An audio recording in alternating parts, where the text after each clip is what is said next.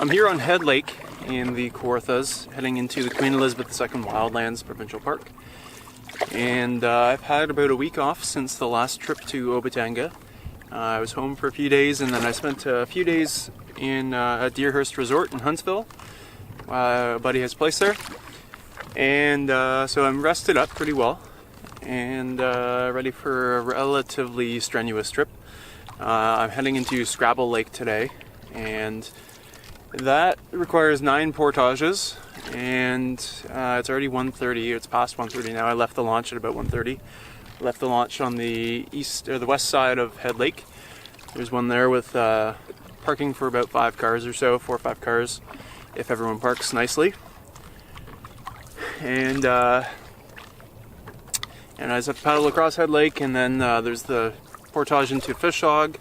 And then past Fishhog there are 8 portages and several beaver dams, so it'll be a pretty strenuous trip. I think it's about 16 kilometers in total, which is reasonable, but given that the number of portages and beaver dams makes it quite a bit tougher. But then I'll be setting up camp for potentially all 4 nights in one place on Scrabble Lake, because tomorrow is calling for thunderstorms, the following day is calling for thunderstorms, and the day after that is calling for strong thunderstorms. So probably not going to be a lot of opportunity to move, and I'll also most likely want to get a good camp established with the tarp, which I brought for this trip because of the forecast. And yeah, it'd be better to set up camp and just be able to chill when it's real nasty out. And then hopefully I can come out on day 5, Saturday. It's Tuesday today. And if Saturday's not looking good, then maybe I'll wait till Sunday. But anyway, it's really nice here on Head Lake. It's quite calm. It's extremely hot. It's almost unpleasantly hot. It's August 1st, I think, today. So it's dog days of summer. Hopefully I can get to camp in time for a swim and cool off there.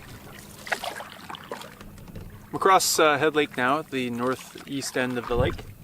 And now it turns into the Head River for a bit, and then there's a portage, and then Fishhog Lake.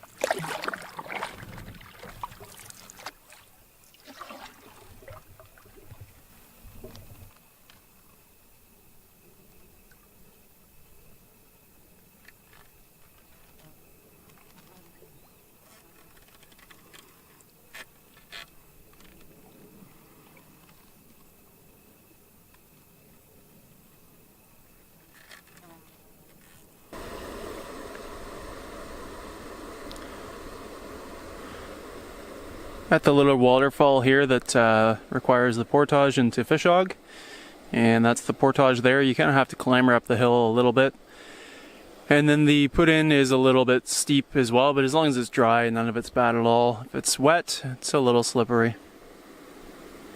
Okay, first portage behind me, literally.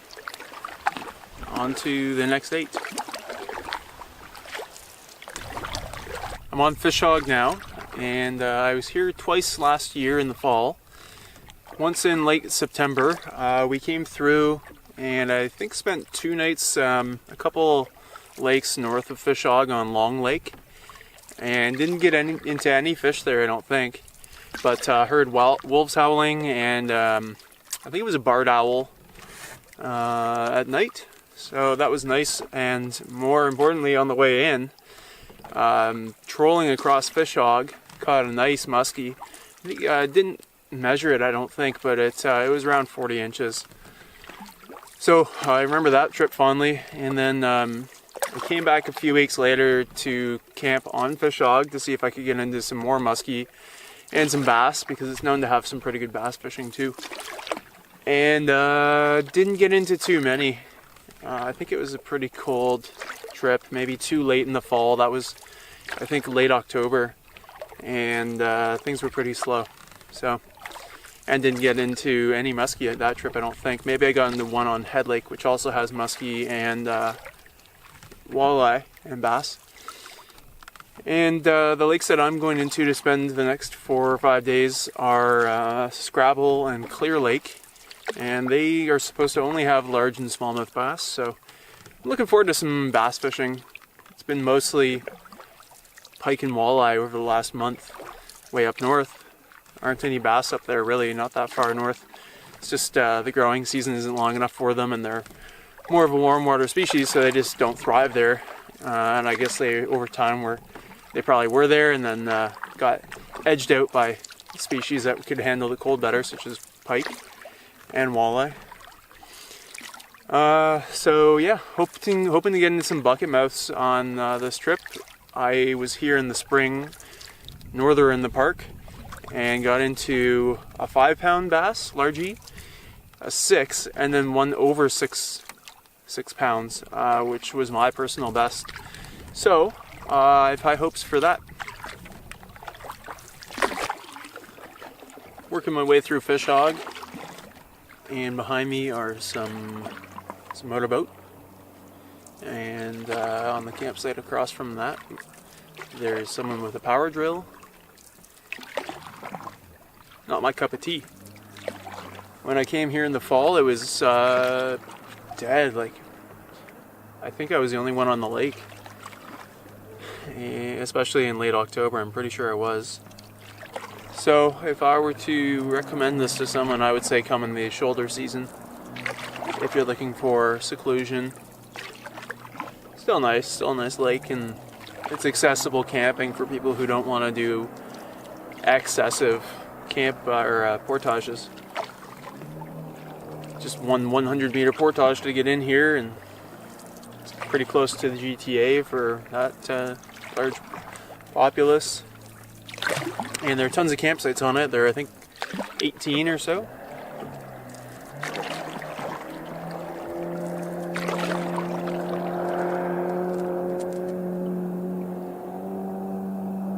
I've reached the hunt camp on the map, which is the end of fish hog for me.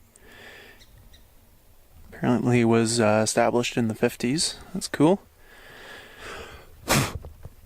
There's a spider on the camera. And now I just have to paddle up here a little, and then it will quickly turn into a series of portages, which are gonna get sweaty. It's pretty darn hot out. I'm at the 90-meter portage, and it's a little bit tricky getting out. A little bit cumbersome here to haul it up this little hill. And I was trying to clear some of these plants out here a little bit, and I guess I reached my hand into a spot with some bumblebees. So they started attacking me, and one bit me on the palm. Won't focus. There. And that's okay. I haven't been bitten by a bee in a long time, and as far as I know, I'm not allergic, so no big deal. And even if I was, I have some antihistamines, which I hope would counteract that, but should be fine. Anyway, it's only 90 meters, so should be done in no time, and starting the next one in no time as well. It's not all that clear where the trail is. There are some open spaces like this, just natural ones, and the portage started with a trail, but I guess I've lost it. But it's fine, I can get to where I need to be just because the water is visible. And it's not too terrible in here. It's an old enough forest that the canopy keeps the floor growth reasonable.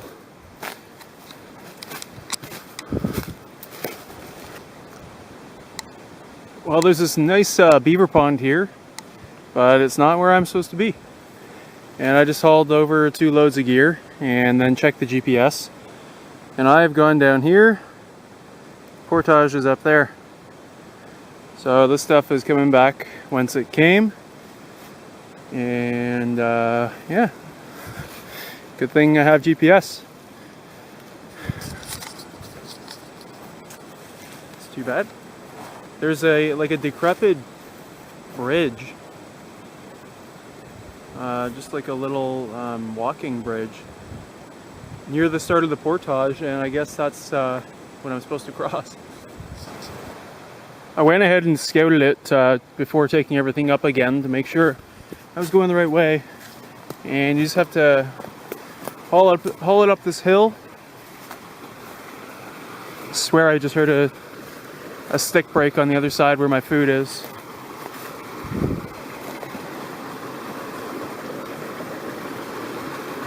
It's over there. I don't see anything. Anyway, I guess there's nothing. Yeah, you just you go over this bridge. It's got some decent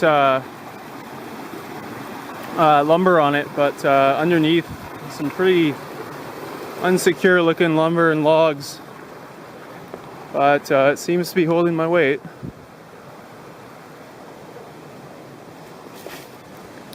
I'm at the 290 meter portage, and I just took one load up where I thought the trail was, up this way. And I was seriously concerned because I wasn't sure that I would be able to get the canoe up that safely.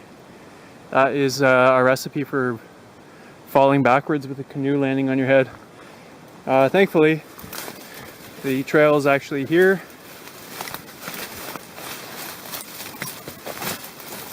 And it's better. Still fairly steep as indicated on the map, but a lot better than the cliff there. I'm rapidly getting exhausted here. A little steep section and watching that first portage, or the second one I guess. And the sun is just beating down today. It's brutal.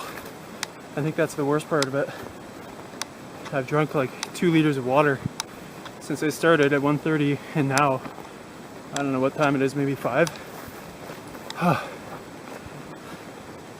I don't know if I'm gonna make it to Scrabble, really. We'll see. Yeah. Bugs are picking up steam too as the sun starts to get a little lower. This portage has lots of blueberries. Kind of sporadically, so you can't get a ton, but it's nice to get them right now. Sugar and water, a little bit. And it's just a morale booster. But I just don't really have time to pick many because it's going to be tough to get to Scrabble as it is. So, that'll probably be the end of it. This is the view from the top of the hill that you clamber up to start this portage, and it's a pretty good elevation gain. Explains why I'm out of breath.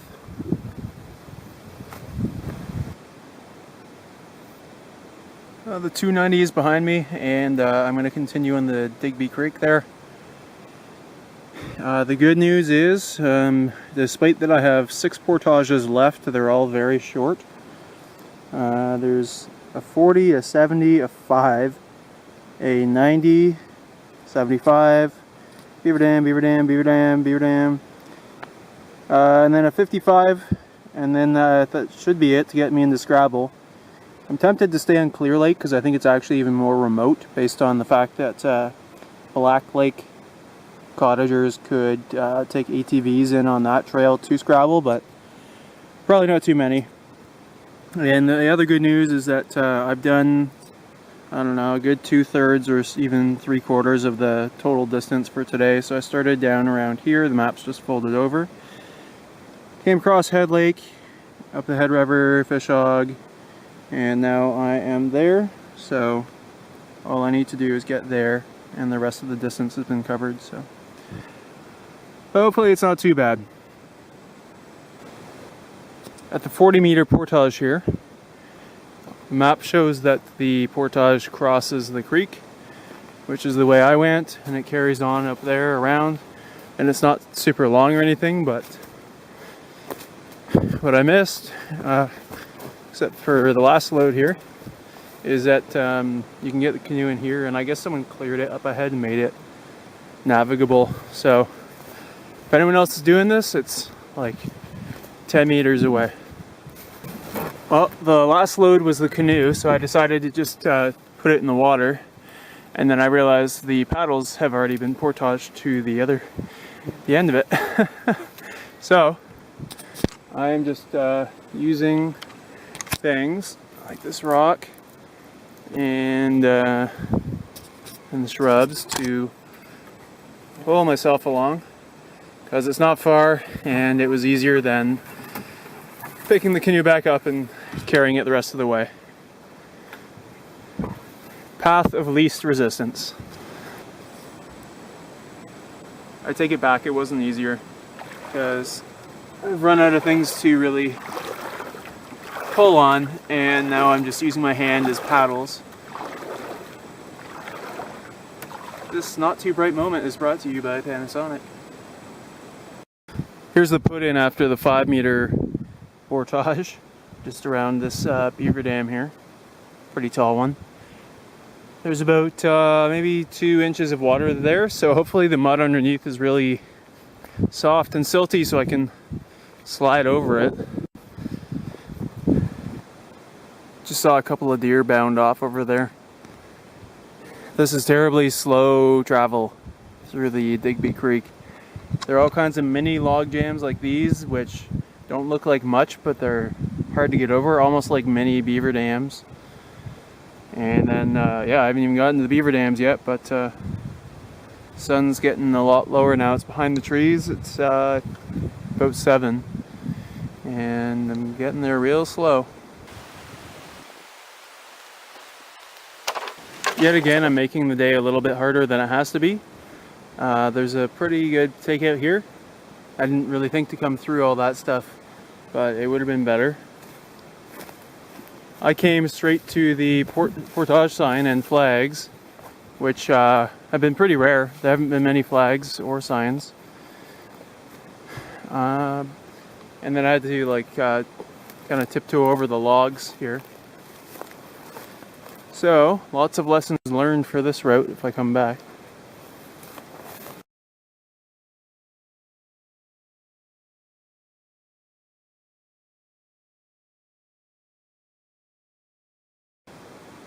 Finally back to some open water here on Red Boat Lake, which is a nice little lake. It's got a couple campsites on it. And the bugs aren't crazy here like they are in the creek, which is back that way. And that finally, the nice clearer water here encouraged me to get some water, which I've been waiting to do for like a good hour or more. Because the water in the creek is just black sludge, and I didn't want anything to do with it. I probably could have had it. I'm using aqua tabs, so I'm sure it would have killed it, especially if I used 2 tabs, but I don't want to. It's gross. I'm really struggling to locate this portage. I've been scouting for like 15-20 minutes. Can't find it. There's a big pile of fresh bear poop, but no trail. And it's getting later, about 8 now. Still have a ways to go, and I guess I'm just going to go up this way and figure it out in the creek there. It looks impossible and unnavigable, but I have no other option right now.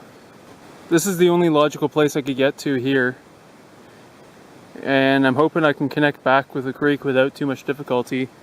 There is a little channel kind of dug out by the beavers, but it's probably going to be jammed up.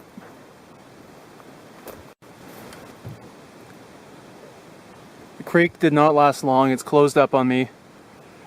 I have no option but to proceed at this point, so I'm going to get my sandals on, step in here where it's like just absolute muck. I don't know how I'm going to get a foothold or just even avoid sinking down and drag through this for I don't know how long. It's 9:15. I'm still not really close to my campsite, and I'm getting eaten alive. This is awful. The water's black now, so I can't even see what I'm doing. It's completely dark now, and this is just a really unpleasant, kind of scary situation. Because I can't get there. I absolutely can't. I'm going to come back on this opening, which is not as open as it looks. It's covered in vegetation. I'm in a swarm of mosquitoes here. It's hard to film. And I'm gonna hope there's some like flat rock that I can camp on, because I can't get there.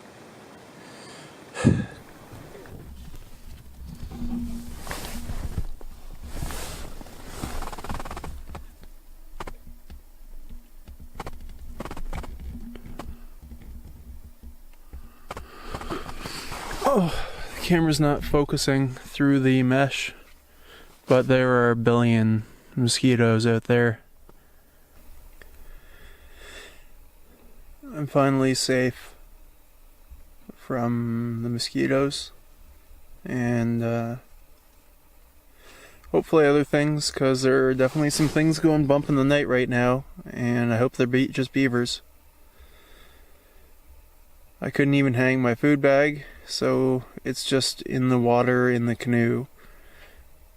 The canoe's in the water, and I left it inside. And that was just absolutely grueling, awful.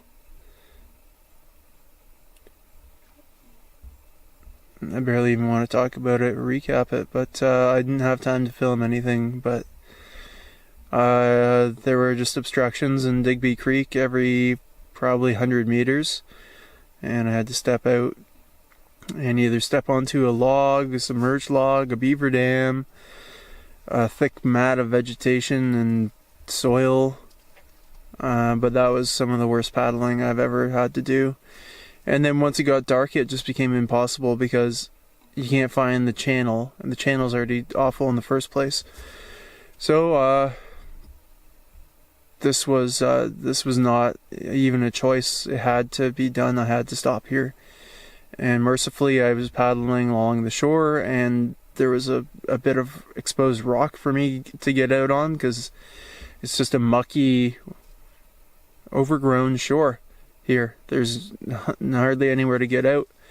And then I walked up the hill, and again, mercifully, there was a tent pad that wasn't awful. The one thing is the grass had been matted down by some creature, and that would probably be a bear or a moose, because it was a wide area that had been cleared, at least it looked like from what I could see with the flashlight.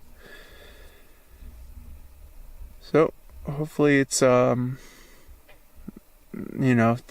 it doesn't get any worse with a visitor. So it could also get worse if it starts raining, because the fly I just put on pretty sloppily. So that would be very, very bad if it starts pouring tonight. And if it starts pouring tomorrow, then that's gonna just suck too. So hopefully I can get to Scrabble Lake tomorrow, which in daylight is probably just another 60 minutes of travel. Probably be there in an hour. So close. I dilly-dallied a bit on Head Lake and Fishhog. I didn't really give her. And just a ton of decisions today that I regret. I regret not camping on Red Boat Lake when it was already getting dark and I didn't know this route, which was harder than expected. I wish I had taken the other portages. There are a couple of long portages you can take to get into Clear and then into Scrabble, and those would have been preferable for sure. But naturally I've tried to avoid the portages. Anyway, I didn't eat dinner. Don't even want to.